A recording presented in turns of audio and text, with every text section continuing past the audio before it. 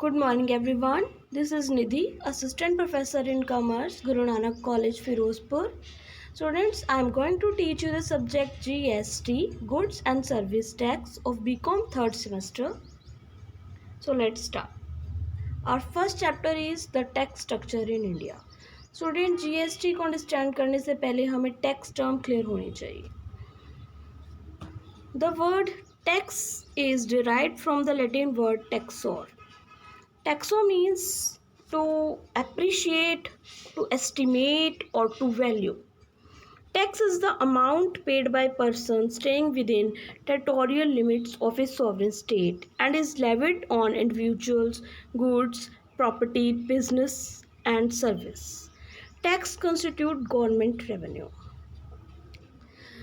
The term tax may also be defined as compulsory exaction of money by public authorities enforceable by law for public purposes and does not mean pay for services rendered. Tax एक compulsory payment है जो हमें government को करनी ही पड़ेगी, जिसके बदले में गवर्नमेंट हमें सर्विसेज प्रोवाइड करती है. ठीक है, हम पब्लिक यूटिलिटीज़, पब्लिक स्पेंडिंग्स करती है for benefit of the nation. ठीक है. Now come to the point. Features of a tax. A tax is a compulsory payment to be made by the citizen who are liable to pay. जो भी person tax को पे करने के लिए liable है, उनकी तरफ से ये कंपल्सरी पेमेंट है गवर्नमेंट को. There is no direct quid pro quo between the tax payers and the public authority. Public authority और टैक्स पेयर के बीच में कोई भी डायरेक्ट रिलेशन नहीं है. The tax payer can not claim reciprocal benefit against the tax paid. कि जितना उसने टैक्स पे किया है उतना ही उसे बेनिफिट मिले, ऐसा नेसेसरी नहीं है. However, the state has to do something for the community as a whole, for the taxpayers have contributed in the form of taxes. A tax is levied to meet public spending incurred by the government in the general interest of the nation. Public spendings, road constructions हो सकती हैं, hospital maintenance हो सकती हैं, schools construction हो सकती हैं, कोई भी पब्लिक यूटिलिटी सर्विस हो सकती है. A tax is payable regularly and periodically. Tax की पेमेंट रेगुलरली होती है और पेरियडिकली होती है. जैसे इनकम टैक्स है, हमें पता है कि हमें इस टाइम पर रिटर्न फाइल करनी ही है. ठीक है, तो हमें ये एक पीरियड डिसाइड होता है, एक टाइम डिसाइड होता है कि हमें ये पेमेंट टैक्स की करनी है, सो दैट कि टैक्स की पेमेंट रेगुलरली होती रहे. It is imposed under statutory power granted by the constitution. जो टैक्स इम्पोज किया जाता है उसकी पावर जो पब्लिक अथॉरिटी को मिली है वो अंडर कॉन्स्टिट्यूशंस के रूल्स से मिली है. ठीक है. रिफ्यूज़ल टू पे a tax is punishable offence. अगर आप टैक्स को पे नहीं करते तो ये एक पनिशेबल ऑफेंस है. आपको पेनल्टी भी हो सकती है, फाइन भी हो सकता है. ठीक है. Now come to the point. Types of taxes. Tax two types के हैं हमारे पास, direct taxes and indirect taxes.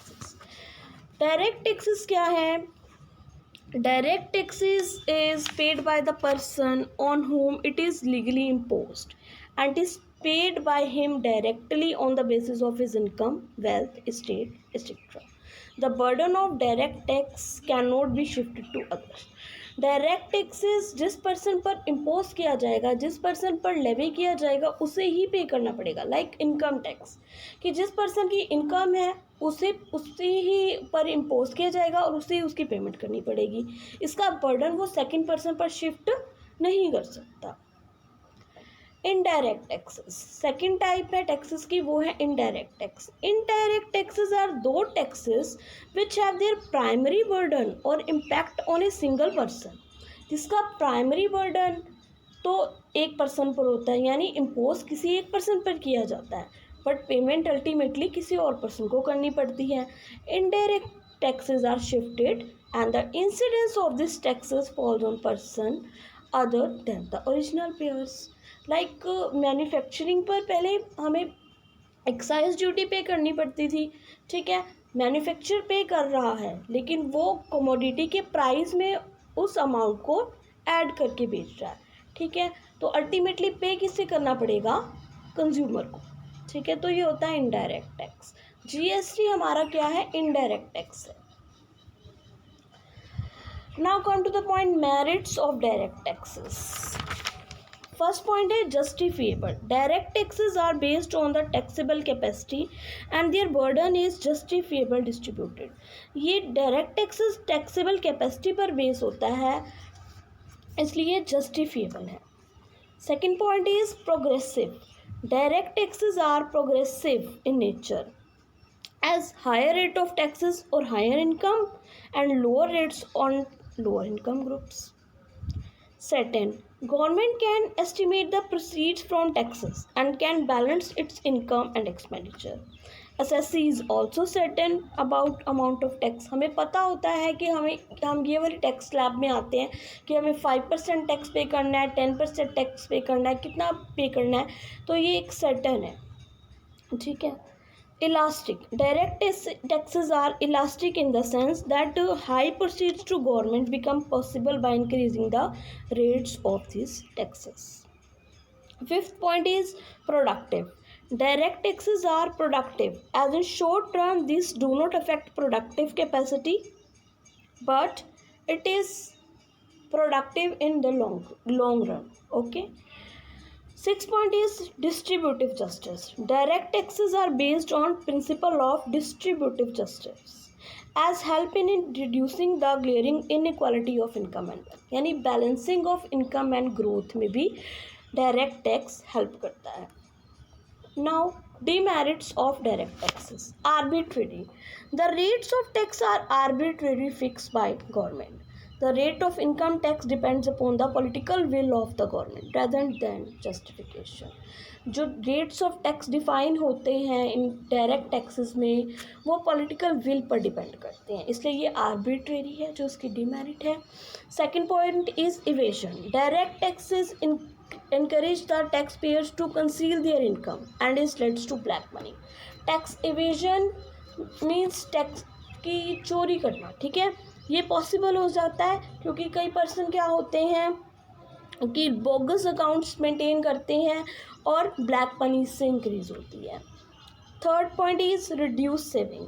The higher rate of direct taxes reduce the saving capacity of the people as a significant part of the income is taken away in the form of taxes. Fourth point is limited tax base. Direct taxes do not reach all. These cover only a part of the society, that is salary class. Salary class पर ही ज़्यादा burden डाला जाता है tax का. Limited tax base है अभी तक, ठीक है। हाँ जी, तो नेक्स्ट हम कर रहे हैं special features of indirect tax. Indirect tax में आपको बता चुकी हूँ कि इनडायरेक्ट टैक्स क्या है, जिसका प्राइमरी बर्डन एक पर्सन पर होता है, बट वो पर्सन सक्सेसफुल हो जाता है अपना बर्डन सेकंड और थर्ड अल्टीमेटली कंज्यूमर पर शिफ्ट करके, ठीक है। तो हम इसके फीचर्स स्टडी करेंगे. Come to the point. First, shifting of tax burden. All indirect taxes are paid by tax payer but ultimately they are borne by final consumers. Tax payer कोई और है लेकिन बर्डन किसी और पर आ रहा है, ठीक है। Second point is indirect tax is commodity taxation. Indirect taxation is commodity taxation as the excise levy is made in respect of commodities manufactured in any part of India. The ability of taxpayer is indirectly determined. जो tax while imposing direct tax, the ability of taxpayer is directly determined. ठीक है, हमें पता है कि एक person की इतनी इनकम है और वो उतना ही उस पर कुछ परसेंट टैक्स पे करेगा, तो डायरेक्ट टैक्स में तो सर्टेनिटी है, बट यहाँ पे कोई भी सर्टेनिटी नहीं है. इनडायरेक्टली डिटरमाइन किया जाएगा. अगर कोई पुअर पर्सन भी होगा तो उसे भी उतना ही टैक्स पे करना पड़ेगा क्योंकि वो भी सेम कमोडिटी को परचेज कर रहा है. अगर कोई रिच क्लास है तो उसे भी उतना ही पे करना पड़ेगा अमाउंट, ठीक है. Fourth point is the tax pair does not receive a direct pinch bye paying indirect tax, ठीक है. Fifth point is indirect tax are easier to collect. Indirect tax are easier to collect because greater amount of generation of revenue is assured as tax evasion is comparatively less in the case of organized sector. ठीक है, tax evasion less है क्योंकि ये commodity taxation है, तो ये कोई भी अपनी इनकम को कंसील नहीं कर सकता, ठीक है। 6th point is tax imposed on commodity directly affect the price of commodities. जो भी हम टैक्स इम्पोज करते हैं कमोडिटीज़ पर, उससे उसका प्राइस इंक्रीज होता जाता है, ठीक है। तो प्राइजेस पर डायरेक्टली इम्पैक्ट डालता है indirect tax. 7th point is direct taxes contribute major portion of revenue to centre and state government. इससे रेवेन्यू प्रोवाइड होता है स्टेट गवर्नमेंट को भी और सेंट्रल गवर्नमेंट को भी, ठीक है। Now come to the point merits of direct indirect taxes. First point is convenient. Indirect taxes are more convenient to pay. These taxes generally being on commodities and are wrapped in prices. Hence, the taxpayer does not feel the burden directly. Convenient है, हमें कोई return file नहीं करनी पड़ेगी, ठीक है। अगर हम कोई भी कमोडिटी परचेज कर रहे हैं तो उसके अंडर ही हम टैक्स पे कर रहे हैं। कमोडिटीज़ पर भी लिखा होता है इंक्लूसिव ऑफ ऑल टैक्सेस, ठीक है। तो ये कन्वीनियंट है। Disguised the announcement effect of indirect taxes does not provoke resentment because they cause less annoyance to the public as these taxes are not direct fed. The main merit of an indirect tax is that it is always disguised and it pinches the taxpayer less as he is kept in the dark about how much tax he is paid on his total purchases. एक tax payer को हमेशा dark में रखा जाता है, उसे नहीं पता होता है कि उसने कितना अमाउंट पे किया टैक्स में, क्योंकि वो अमाउंट तो प्राइजेस में ही इंक्लूड होता है। Not easily evitable. Indirect taxes are difficult to evade because ये मर्ज होता है टैक्स प्राइजेस में ही। Broad based indirect taxation usually being commodity taxes as a broader scope than direct taxation. 5th point is social value. Indirect taxes have a social value. They can serve to improve social morale and public health by discouraging consumption of such as harmful commodities as tobacco etc. Tobacco एक harmful commodity है, इस पर सबसे ज़्यादा tax लगाया जाता है ताकि इसकी जो कंजम्पशन है उसको कम से कम किया जा सके, तो इसकी सोशल वैल्यू इंक्रीज़ होती है, ठीक है। हम मान सकते हैं कि ये एक बेनिफिट है हमें इनडायरेक्ट टैक्स का। Next point is fourth saving. Indirect tax are an effective means of mopping up consumer surplus and thereby diverting the saving potential of the community at large into the hands of the government, which can be utilized fruitfully in expediting the process of capital formation in the country. Capital formation में help करता है ये। Complementary. Additional revenue can be easily obtained by introducing an indirect tax rather than a direct tax without revealing its real burden to the public. Next point is progressive. Indirect taxes on luxuries and semi-luxuries are progressive. हम वैसे ये tax regressive है, but अगर हम बात करें luxuries goods और semi luxuries goods की तो वहाँ पर ये टैक्स प्रोग्रेसिव है, ठीक है। कि जैसे जैसे गुड्स का प्राइस इंक्रीज होता जाएगा टैक्स भी इंक्रीज होता जाएगा, ठीक है। Next is in collection. These taxes are easier to collect as compared to direct taxes because record keeping, verification and control on goods is relatively easy. Now come to the point demerits of indirect taxes. First point is inequitability. Indirect taxes are unjust and inequitable as they are regressive in effect. Since they are charged at a proportional rate on commodity of general consumption, their burden falls more heavily upon the poor section of the people. हम कह सकते हैं कि इसका क्योंकि ये जो proportional rate पर चार्ज किया जाता है, बट फिर भी इसका ज़्यादा इफेक्ट पुअर सेक्शन पर आता है। They are not levied according to the principle of ability to pay. Okay, तो ये उसकी एक डीमेरिट हो गई। Second point is less productive. Indirect taxes do not conform to the canons of economy and productivity. As these taxes involve many stages, the cost of collection is usually high in relation to revenue yielded. Revenue कम है लेकिन collection charges ज़्यादा हैं, इसलिए ये less productive है. Inflationary potentiality. Indirect taxes prove to be inflationary when excessively relied upon. They sometimes benefit more the traders than the government when prices tend to go up. जब prices increase होते हैं तब क्या होता है कि ये जो इनडायरेक्ट टैक्स है वो ट्रेडर्स को ज़्यादा बेनिफिट देते हैं as compare to government, because inflationary effect आ जाता है. ठीक है.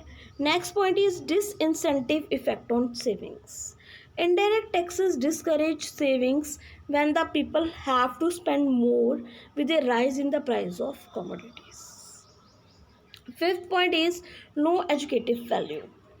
Indirect taxes being invisible and as they are collected through middlemen like traders, क्योंकि इसमें middleman का रोल आ जाता है इसलिए ये इनविजिबल हो जाते हैं. हमें नहीं पता होता कि एक टैक्स पेयर को कितना अमाउंट पे करना पड़ रहा है टैक्स का. They have no direct link between the tax payers and the government, hence they do not promote any civic sense. Okay, so now we are going to discuss difference between direct and indirect taxes. Direct taxes. Number first point is income based tax. Direct tax income based tax है, indirect tax supply based tax है. ठीक है. Second point is direct tax is levied on and paid by same person. जिस person पर impose किया जाता है उसी पर्सन को पे करना पड़ता है. Indirect tax is levied on one person but paid by other person. Third point is direct tax entire revenue goes to central government. Direct taxes की जो एंटायर रेवेन्यू है वो सेंट्रल गवर्नमेंट को दी जाती है, बट इनडायरेक्ट टैक्स का क्या है, revenue source to central government as well as state government. Direct taxes progressive in nature है, indirect tax regressive in nature है. प्रोग्रेसिव मीन्स कि जैसे जैसे एक पर्सन की इनकम ज़्यादा होती जाएगी वैसे वैसे वो हायर स्लैब रेट्स में इंक्लूड होता जाएगा. रिग्रेसिव है कि जितनी पर्सन की इनकम कम होगी, ठीक है, उतनी उसे कम टैक्स पे करना पड़ेगा. हाँ जी. Fifth point is central board of direct taxes is an important part of department of revenue, CBDT.